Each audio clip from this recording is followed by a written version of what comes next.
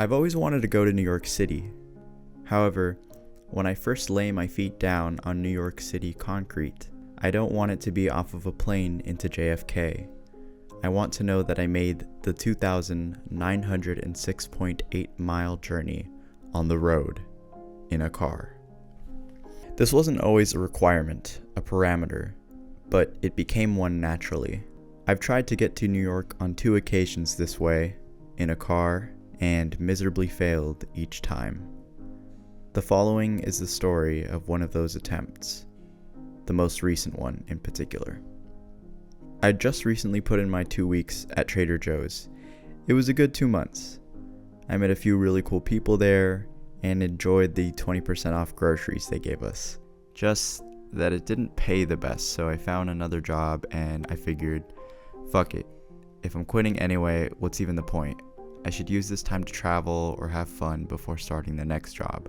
I wasn't going to realize those 2 weeks fully. I just want to basically talk to you because I feel like it probably makes sense for me to, if I could, just ideally quit working now. Just because I sent my friend some texts knowing that he'd be down to come with me on this trip. He's one of those people that will drop everything if you come up with a cool enough idea. It's one of the very few things that I love about him. Just kidding, bro. I love you to the bone. He was down, and so the next day we packed our shit. Brandon and I bought cereal, frozen chicken nuggets, and enough canned anchovies to feed an Amish commune, all for 20% off. We began our journey at night. Just loading up. One of the biggest known problems of this trip would frankly be the fact that my car, as you'd know if you're someone who watches my videos, has a history of being problematic and breaking down. Recently, however, I'd had some work done on it by yours truly, and the car seemed to be riding quite smoothly for a month up to this point. I figured this was enough to indicate my Prius could make this monstrous trip across the country. Alright, we're just taking off and the journey begins. Hopefully we safely make it to New York City. We were broke at the time, broke enough that I was living off of EBT. As such, we decided that we'd just sleep in the car. One of us would drive till they got tired, then the other would step in. Whoever wasn't currently on the wheel would nap and dream away. Brandon started our trip, so the first thing I remember was him waking me up at a gas station seemingly in the middle of nowhere. New York, New York. That's the plan. I just woke up. We were close to the Nevada line at this point. I remember visualizing the beauty of my bare feet on coarse, wet chunks of salt spanning as far as the eye can see. Another small dream of mine, to visit the Bonneville Salt Flats in Utah. A few hundred miles into Nevada, after getting gas literally in the middle of nowhere, we encountered our first problem. As we headed back on the freeway, within 20 seconds, the overheating dash light turned on. I wasn't quite sure why, but after a few more minutes it turned off. My theory was that the thermostat was not opening up as soon as it should and left the engine overheating for a few minutes. We told ourselves that if the engine overheated once again, we would retire and just go home. We had a period of time where we thought we could make it, especially after getting to Utah. When we got to Utah, specifically when I saw the sign that read Bonneville Salt Flats, I nearly pissed my pants of excitement. We got to the salt, and it was so beautiful. Literally everything I dreamed of. I took my shoes and socks off, then just walked for probably 2 miles into the white abyss.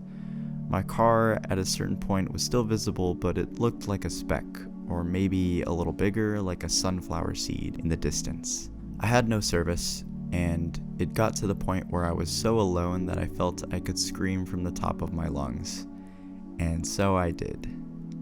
And with the cool, consistent, never-ending breeze hitting my body, I knew that if the trip had to end as soon as I got back to the car, just making it this far would have all been worth it. Pretty soon we were on our way again, going up hills that only seemed to get steeper and steeper. Eventually, we were plain and simply going up a mountain. It was no longer acceptable to call this massive stretch of road a hill. Tragically, but unsurprisingly, the overheating dash light turned on again. According to the limits we set, this meant our trip would now come to a close.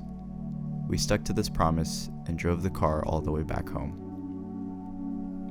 The point of this story isn't necessarily to speak of how awesome and incredible and amazing this trip was. Honestly, it was just okay. What this story is it's a love letter to travel. An I miss you letter. The story is so that the person writing the story can reminisce about travel, so that he can escape from the taxing obligations of everyday work life and just cocoon into his childhood dreams of someday scaling the tallest mountains in the world, or becoming culturally enriched with his roots in the birthplace of his mother, Guanajuato, Mexico. There's something quite beautiful about travel that warms my heart and fills me with longing every time I think of it. I always knew I liked to travel, but I didn't entirely realize that I loved it until I went on a road trip to Yosemite with my friends in senior year of high school. The trip was not only amazing, but I remember being the only one on the 3-hour drive with visible excitement almost the whole time. I remember my girlfriend at the time being pretty confused about why I was enjoying being trapped in a car doing nothing but staring out the window. It was because I was excited by what I was seeing, allowing myself to be encapsulated by the beauty of the mountains, the trees, the wildlife. I learned that I love to travel for travel's sake, not just because I wanted to get to the destination point. Travel, I love you, and I hope to see you again soon. Recently, I'd been working a little too long in pursuit of travel without the actual travel, until finally the bank that I worked for closed down, and soon after I went on a trip to London with Brandon. It was a fun and really interesting experience.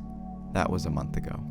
Now, I'm jobless, pretty broke, and have the dream of traveling and seeing the world for long periods of time. I think I want to dedicate this channel to that dream, the dream of being free. How does one achieve this dream? Well, perhaps that's something we'll figure out together.